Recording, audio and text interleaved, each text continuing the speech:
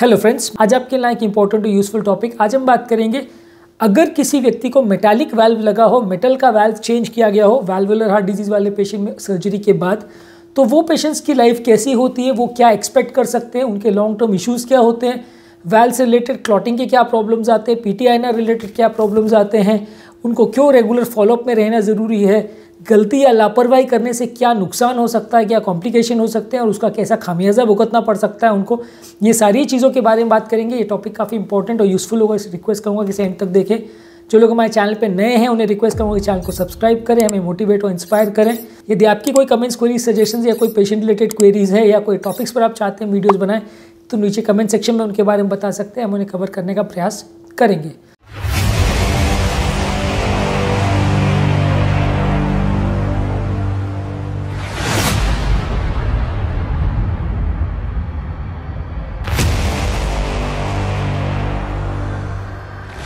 आज का टॉपिक है मेटालिक वाल्व लगने के बाद लोगों की लाइफ कैसी होती है, क्या एक्सपेक्ट कर सकते हैं वो। बेसिकली वाल्व एक पंखुड़ी जैसा स्ट्रक्चर होता है जो कि हार्ट के चेंबर्स के बीच में ब्लड को मिक्स होने से प्रिवेंट करता है, ब्लड मिक्स नहीं हो दोनों चेंबर्स के बीच में, इसमें वो रोकथाम करता है। वाल्व नॉर्मली दोनों एट्रिया और वेंट्रिकल के बीच में जो गैप है वहाँ पे रहता है, या वेंट्रिकल और बड़ी आर्टरी जैसे एओर्टा और पल्मोनरी आर्टरी उसमें जो गैप होता है वहाँ पे रहता है। और जब एक चेंबर से दूसरे चेंबर में ब्लड जाता है तो वापस बैक लीक ना करे, फिर से वहाँ पे ब्लड ना चला जाए और जैसे ही चेंबर का प्रेशर बढ़े, एक जहाँ जाना चाहिए उसके बदले दूसरी जगह में जाना ना चालू हो जाए, इसके लिए बेसिकली एक दरवाजे जैसा काम करता है जो कि ट्रैफिक को यूनिडायरेक्शनली डायरेक्ट करता है कि ट्रैफिक एक जगह से दूसरी जगह जाए, यानी ब्लड एक जगह से दूसरी जगह जाए, मिक्सिंग ना हो और गलत डायरेक्शन में ना जाए, इसको प्रिवेंट करता है। तो वाल्व एक बहुत ही कॉम्प्लिकेटेड और बहुत ही नायाब चीज़ है जो ऊपर वाले ने बनाई है। बहुत ही अच्छे से पंखुड़ियाँ खुलती है, उनको पतले पतले धागों से बांधा हुआ होता है, खुलती है मसल के प्रभाव से, फिर अपने आप बंद होती है, फिर खुलती है। ये इतना परफेक्टली बनाया हुआ चीज़ है जैसा नेचुरली सर्जन के लिए क्रिएट कर पाना बहुत मुश्किल है। कोई भी सर्जरी में आप ऐसा वाल्व क्रिएट आज तक ह्यूमन साइंस नहीं कर पाया है जो ऊपर वाले के बनाए हुए वाल्व को मैच कर सके। तो इसलिए सर्जरी में जब हम करते हैं तो दो तरह के वाल्व्स को रिप्लेसमेंट करते हैं, या तो मेटल वाला वाल्व होता है या टिश्यू वाला वाल्व होता है। मेटल वाले वाल्व में भी पंखुड़ी खुलती है, बंद होती है, मेटालिक सिस्टम होता है, पर इसमें कोई बैटरी या ऐसा कोई कनेक्शन नहीं होता है। ये ब्लड के फ्लो के साथ खुलता है और अपने आप उसके इलास्टिक रिकॉइल की वजह से बंद हो जाता है। टिश्यू वाला वाल्व नेचुरल वाल्व वाले जैसे ही बिहेव करता है कि ब्लड के प्रेशर से खुलता है और अपने आप बंद हो जाता है इलास्टिसिटी की वजह से। पर टिश्यू वाल्व की लाइफ उतनी ज़्यादा नहीं होती जितनी मेटालिक वाल्व की होती है या नेचुरल वाल्व की होती है। नेचुरल वाल्व ऊपर वाले ने जो बनाया है वो अगर अच्छी कंडीशन में रखा जाए तो 70-80 साल भी चलता है। मेटालिक वाल्व 25-30 साल तक काम देता है। टिश्यू वाला वाल्व ऑन एन एवरेज 10 से 15 साल तक उसकी लाइफ रहती है। इसलिए ज़्यादातर टिश्यू वाले वाल्व को उम्र दराज पेशेंट में लगाया जाता है। रीज़न बीइंग कि उम्र दराज पेशेंट में बहुत ज़्यादा फिजिकल एक्टिविटी वो नहीं करते हैं, बहुत मेहनत का काम नहीं करते हैं, वाल्व का डैमेज ज़्यादा नहीं होता है, वाल्व के थ्रू प्रेशर्स बहुत ज़्यादा ट्रांसमिट नहीं होते हैं, तो इसलिए ये वाल्व ज़्यादा साल भी चलते हैं और बार बार रिप्लेसमेंट करने का चक्कर नहीं होता। मान लीजिए 60 साल की उम्र में आपने वाल्व को चेंज किया तो 70-75 में एक बार चेंज करना पड़ेगा, उसके बाद पेशेंट उसके बियॉन्ड बहुत ज़्यादा जिएगा, ऐसा ज़रूरी नहीं है। जबकि मेटालिक वाल्व में ये है कि वो 25 साल चलता है। यंग पेशेंट में इसीलिए लगाना पड़ता है क्योंकि यंग पेशेंट में अगर 10-10 साल में वाल्व ख़राब होगा तो अगर 25 साल में हमने एक बार वाल्व चेंज किया, फिर 35 साल में, फिर 45 साल में, फिर 55 साल में, हर 10 साल में हमें चेंज करते रहना पड़ेगा, जिसका पेशेंट को लॉन्ग टर्म बहुत ज़्यादा दिक्कत होगी। बार बार सर्जरी के साथ सर्जिकल रिस्क भी बढ़ते जाता है, छाती में बहुत ज़्यादा फाइब्रोसिस हो जाती है, तो हर सर्जरी के साथ सर्जरी का रिस्क बढ़ जाता है, प्रॉब्लम्स होने का चांस बढ़ जाता है। तो इसीलिए जब कभी भी अगर यंग पेशेंट में सर्जरी होती है जिसकी उम्र 30-35-40 साल से के आसपास है, तो उसमें हमेशा मेटालिक वाल्व ही लगाया जाता है, टिश्यू वाल्व नहीं लगाया जा सकता। और उम्र दराज पेशेंट में जब भी सर्जरी होती है तो वहाँ टिश्यू वाल्व को प्रेफर करते हैं। थोड़ा सा कॉस्टलियर आता है, इसलिए कई बार फाइनेंशियल कंस्ट्रेंट्स की वजह से लोग मेटालिक वाल्व लगवा सकते हैं, लेकिन ज़्यादातर उम्र दराज पेशेंट में टिश्यू वाल्व को प्रेफर किया जाता है। इसका रीज़न ये भी है कि टिश्यू वाल्व के साथ खून पतला करने की दवा देने की कंपल्जन नहीं होती है। खून पतला करने की दवा अगर मेटालिक वाल्व वाले पेशेंट में हमने नहीं दिया तो वाल्व तुरंत क्लॉट हो सकता है, और ये दवा का ज़्यादा डोज दे दिया तो ब्लीडिंग होने का चांस रहता है। तो ये एक दोधारी तलवार है जिस पर पेशेंट को सारी उम्र चलना पड़ता है और इसका कोई ऑल्टरनेटिव नहीं है मेटालिक वाल्व में। टिश्यू वाल्व में ये चक्कर खत्म हो जाता है, इसलिए पेशेंट को बहुत कन्वीनियंट रहता है, और खासकर उम्र दराज पेशेंट में दवा से ब्लीडिंग का रिस्क भी ज़्यादा होता है, रिएक्शन होने का चांस भी ज़्यादा रहता है। तो इसलिए उम्र दराज पेशेंट में हमेशा टिश्यू वाल्व को प्रेफर करते हैं। यंग पेशेंट में 30-35 साल में वहाँ वाल्व चलने का इशू ज़्यादा रहता है, बार बार आप चेंज नहीं कर सकते, इसलिए वहाँ मेटालिक वाल्व को यूज़ करते हैं। और वैसे भी इस उम्र में थोड़ा दवा से रिएक्शन होने का चांस कम रहता है, दवा के इफेक्ट से ब्लीडिंग होने का चांस कम रहता है, तो इसलिए इस उम्र में हम मेटालिक वाल्व को प्रेफर करते हैं।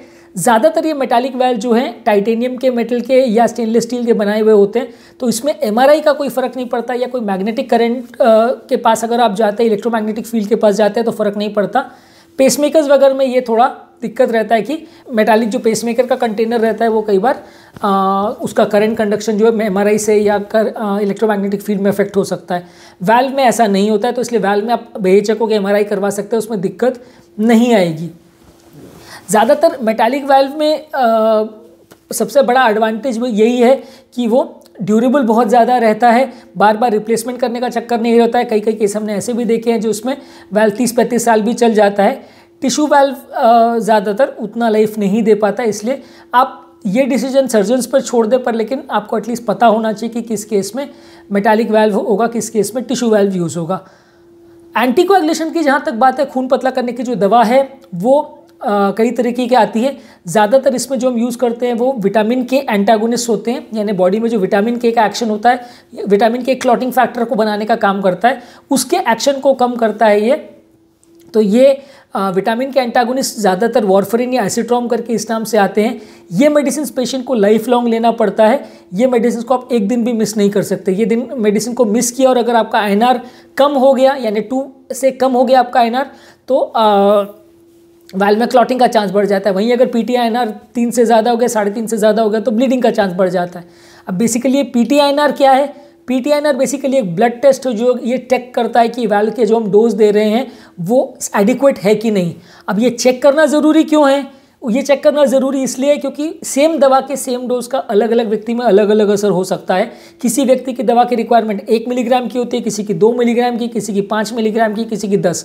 वो बॉडी के मेटाबॉलिज्म पर डिपेंड करता है, देने के बाद ही पता चलता है। और अलग अलग टाइम पे सेम व्यक्ति में भी अलग अलग वेरिएशंस आ सकते हैं। यानी कि एक व्यक्ति में अगर आपने आईएनआर के लिए आपने अगर एसिट्रोम दवा 2 mg दिया, तो सेम व्यक्ति में थोड़े दिन के बाद अगर बॉडी में आईएनआर का फ्लक्चुएशन हो तो सडनली 3 की रिक्वायरमेंट भी हो सकती है, 4 की रिक्वायरमेंट भी हो सकती है, या 2 में सडनली आईएनआर इतना ज़्यादा हो जाए कि ब्लीडिंग चालू हो जाए। तो इसलिए ये फ्लक्चुएशंस बार बार होते रहते हैं और इसको मैनेज करना इतना ईजी नहीं है।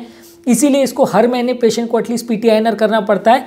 जब उसका पीटीआईएनआर स्टेबल स्टेट पर हो तो कई लोग इसमें लापरवाही करते हैं, 6-6 महीने तक पीटीआईएनआर नहीं कराते और फिर हमारे पास तब आते हैं जब वाल्व सडनली बंद हो जाता है। तो इसलिए पीटीआईएनआर को हर महीने कराना और एसिट्रोम या वारफरिन की गोली को हर रोज़ लेना ये 100% कंपलसरी है। इसमें कभी भी आप गलती करोगे तो मेटालिक वाल्व वाले पेशेंट में माथापच्ची हो ही जाएगी और उसके बाद आप डॉक्टर पर कितना भी दोषारोपण करें, डॉक्टर कुछ ज़्यादा नहीं कर पाएगा, क्योंकि दोबारा से इसमें सर्जरी करना बहुत मुश्किल है। अगर एक बार वाल्व में क्लॉट हो गया तो फिर उसको संभालना बहुत मुश्किल पड़ता है, जान बचाना बहुत मुश्किल पड़ता है। तो इसलिए कभी भी जो नेचुरल वाल्व जैसा काम कर रहा है वैसा ये मेटालिक वाल्व या टिश्यू वाल्व उतना अच्छा काम नहीं करते। इनके साथ अपनी लिमिटेशन रहती है। इवन टिश्यू वाल्व के साथ भी इन्फेक्शन वगैरह होने का रिस्क तो रहता ही है। तो इसीलिए कभी भी अगर आपका वाल्व चेंज हो रहा है तो आपको ये सब चीज़ों के बारे में पूरा ज्ञान होने की ज़रूरत है। कई बार ऐसा वो पेशेंट बोलते हैं कि साहब ये तो हमको पता ही नहीं था, हमको तो बताया नहीं, हमने तो पूछा ही नहीं, ये सब होता है। तो ये वीडियोस का बेसिक पर्पज़ ये है कि ये सारी चीज़ों के बारे में अगर आपको जानकारी होगी तभी आप उसको प्रॉपरली मैनेज कर पाओगे और ट्रीट कर पाओगे। अगर आपको कुछ भी नहीं पता रहेगा और आपको पीटीआईएनआर का मतलब नहीं पता, आपको विटामिन के कौन सी चीज़ों में होता है ये नहीं पता, आपको वारफरिन दवा का रोल क्या है ये नहीं पता, तो फिर इनवेरिएबली आप दवा बंद करके बैठ जाओगे, कुछ भी करते रहोगे और फाइनली जब वाल्व क्लॉट हो जाएगा तब आप डॉक्टर के पास आओगे, तब बहुत लेट हो चुका होगा, तब कई बार जान बचाना भी मुश्किल पड़ेगा। वाल्व अगर क्लॉट हो जाए तो उसको संभालना बहुत मुश्किल पड़ता है, क्योंकि उसमें फिर खून पतला करने के स्ट्रॉन्ग इंजेक्शन देने पड़ते हैं, पेशेंट को भर्ती करना पड़ता है, ब्लीडिंग रिस्क, क्लॉटिंग रिस्क सब कुछ ज़्यादा होता है, लकवा वगैरह होने का रिस्क होता है, जान जाने का रिस्क होता है। तो ये ईजी सिचुएशन नहीं है, इसमें कम से कम 5-7% जान जाने का रिस्क तो होएगा ही। अगर रिपीट सर्जरी करनी पड़ती है, मान लीजिए अगर इंजेक्शन दिया और वाल्व नहीं खुल पाता है, आपने अगर सर्जरी के बाद पेशेंट को अगर वाल्व क्लॉट के साथ आपके पास आता है और आपने इंजेक्शन दिया, 2-3 दिन भर्ती भी किया, सब ट्राई कर लिया, वाल्व नहीं खुलता है, तो वैसे केस में रिपीट सर्जरी की कभी कभी ज़रूरत पड़ती है। अगर ग्रेडियंट्स बहुत ज़्यादा हैं और वाल्व पूरा चिपक गया है तो वैसे केस में फिर रिपीट सर्जरी में रिस्क भी कई गुना ज़्यादा होता है। सेकेंड टाइम सर्जरी करके आप वाल्व को रिपेयर कर सकते हैं या उसको क्लॉट या कचरा जो है वो निकाल सकते हैं, पर ऑब्वियसली वो बहुत बड़ी सर्जरी हो जाएगा और फिर से उतना माथापच्ची करने में रिस्क तो काफ़ी हो ही जाएगा, कॉस्ट भी काफ़ी हो जाएगा। तो इसलिए वाल्व को संभाल के रखना, बचा के रखना बहुत ज़्यादा ज़रूरी है। पीटीआईएनआर टेस्ट को रेगुलरली कराते रहना ज़रूरी है। भले आप पीटीआईएनआर टेस्ट करके डॉक्टर को बताएं या नहीं बताएं, लेकिन आपको जानना समझना ज़रूरी है कि पीटीआईएनआर में एक आईएनआर करके इंटरनेशनल नॉर्मलाइज्ड रेशियो करके एक रेशियो नंबर आपको दिया जाता है हर बार जब भी आप टेस्ट कराते हैं, ये दिखाने के लिए आपका खून नॉर्मल व्यक्ति से कितना गुना ज़्यादा पतला है। तो आपको ये आईएनआर वैल्यू 2 to 3 मेंटेन करनी है, 2 से 3 के बीच में मेंटेन करनी है। ज़्यादा जिनको वैल्व्स हो या माइट्रल वैल्व की पोजीशन हो तो उसमें 2.5 to 3.5 मेंटेन करना पड़ता है। इससे ज़्यादा हुआ तो खून ज़्यादा पतला हो गया, इससे कम हुआ तो खून ज़्यादा गाढ़ा हो गया है। तो इस लेवल पे ही आपको लाइफ टाइम उसको मेंटेन करना है, आप उसको कम ज़्यादा नहीं कर सकते। अगर कम ज़्यादा हुआ तो दवा का डोज को चेंज करना पड़ेगा, आपको डॉक्टर को आके मिलना पड़ेगा। अगर वैल्यूज सेम लेवल पर चल रही है तो आप टेस्ट करा के घर पर भी रुक सकते हो, डॉक्टर को ना बताओ 4-6 महीना तो भी चलेगा, पर एडवाइजेबल ये है कि आप डॉक्टर को बताते रहो तो ज़्यादा अच्छा है, क्योंकि ये सारे वैल्व्स के साथ लाइफ टाइम प्रॉब्लम्स तो रहती है, इसलिए थोड़ा बहुत चक्कर तो रहता है। अब बात करेंगे कौन कौन से फूड स्टफ में विटामिन के होता है। विटामिन के कौन कौन से फूड स्टफ पे होता है, इसमें ऑलरेडी एक वीडियो किया है जो कि आप मेरे चैनल पर देख सकते हैं। कोई भी हरी साग सब्जी में विटामिन के होता है, जैसे पालक है, मेथी है, पत्ता गोभी है, कोलाड ग्रीन है, केल है, शलगम है अगर हरे कलर की हो, ब्रसेल्स स्प्राउट्स है, ब्रोकोली, एस्पैरागस, लेट्यूस है, सोयाबीन है, सोरक्रॉट है, ये सारी चीज़ों में विटामिन के होता है। तो आपको इन सब चीज़ों को पूरी तरह बंद नहीं करना है, लेकिन कैलकुलेटेड अमाउंट में लेना है। आपको इस सारी चीज़ों को महीने में 1-2 बार 4 बार जो आपने फिक्स कर रखा है उतना लेना है। पूरी तरह बंद करने को हम इसलिए नहीं बोलते क्योंकि फिर आप में विटामिन और मिनरल की डेफिशिएंसी होना चालू हो जाती है, जो कि लॉन्ग टर्म अलग तरह से नुकसान करता है। तो महीने में आप एक फिक्स अमाउंट बना लीजिए कि 4 बार लेना है कि 5 बार लेना है, और उतने अमाउंट में ही बार बार उसको लेते रहिए। बहुत ज़्यादा उसमें फ्लक्चुएशन करेंगे तो थोड़ा सा आपको दिक्कत आने का चांस ज़्यादा रहेगा। तो इसलिए विटामिन के वाली चीज़ों को ध्यान रखना है, क्योंकि विटामिन के जो बॉडी में एक्स्ट्रा जाता है वो ये जो दवा है वारफरिन एसिट्रॉम, इसके प्रभाव को इनहिबिट करता है। आपने ज़्यादा हरी साग सब्जी खा ली, ज़्यादा विटामिन के खा लिया तो आईएनआर का वैल्यू कम हो जाएगा, खून गाढ़ा हो जाएगा, वैल्व में क्लॉट हो जाएगा। अगर आपने बहुत कम खाया, किसी महीने हर महीने आप 6 बार खाते हो और किसी महीने आपने 1 बार भी नहीं खाया, तो आईएनआर वैल्यूज बढ़ जाएंगी।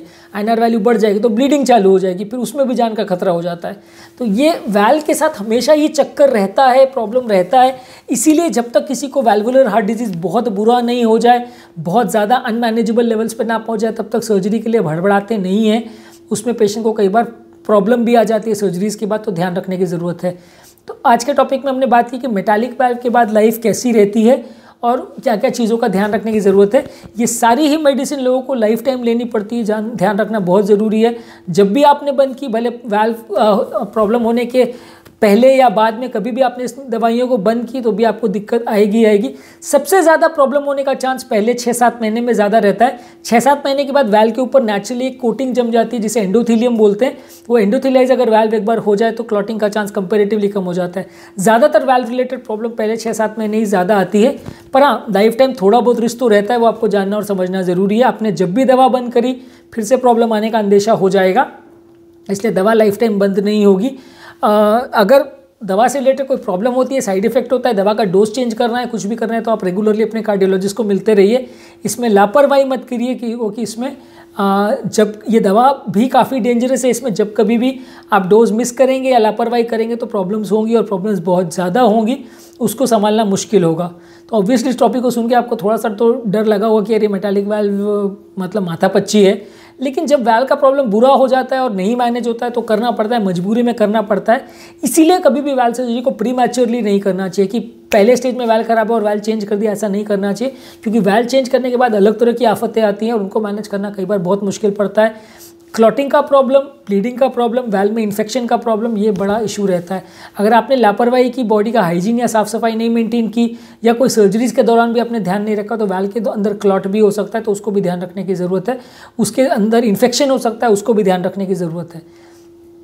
अगर आपकी कोई और कारण से अगर सर्जरी हो रही है जिसमें आपको सर्जरी से पहले 4-5 दिन अगर दवा बंद करने की ज़रूरत है तो फिर अपने डॉक्टर से पूछ के वो दवा 4-5 दिन बंद करिए। उस दौरान आप लो मॉलिक्यूलर वेट हेपारिन के इंजेक्शंस ले सकते हैं। सर्जरी के बाद तुरंत चालू कर दीजिए और INR को मेंटेन करिए। लेकिन यहाँ पेरी ऑपरेटिव पीरियड में थोड़ा जान का खतरा डेफिनेटली होता है। इसलिए कोई भी वाल्व वाले पेशेंट को, खासकर अगर मेटालिक वाल्व है, तो दूसरा सर्जरी बहुत सोच समझ के पूछ के तभी करना चाहिए, नहीं तो नहीं करना चाहिए। प्रेगनेंसी में भी यही इशू आता है।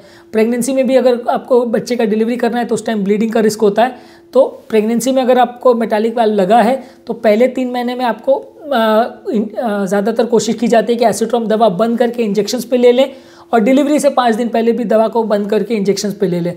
पहले 3 महीने इंजेक्शंस पर लेने का रीज़न ये है कि वारफरिन या एसिट्रोम गोली से बच्चे को थोड़ा सा रिस्क हो सकता है। बच्चे को फीटल वारफरिन सिंड्रोम या फीटल कोमरिन सिंड्रोम हो सकता है, जिससे बच्चों में हाथ पाँव की विकृतियाँ डेवलप हो सकती है। तो इसलिए प्रेगनेंसी के दौरान भी इसको डिस्कस करना ज़रूरी है। आज के टॉपिक में हमने जो बात की वाल्व रिलेटेड इश्यूज़ पर, उम्मीद करूँगा कि ये टॉपिक आपको क्लियर हो गया होगा।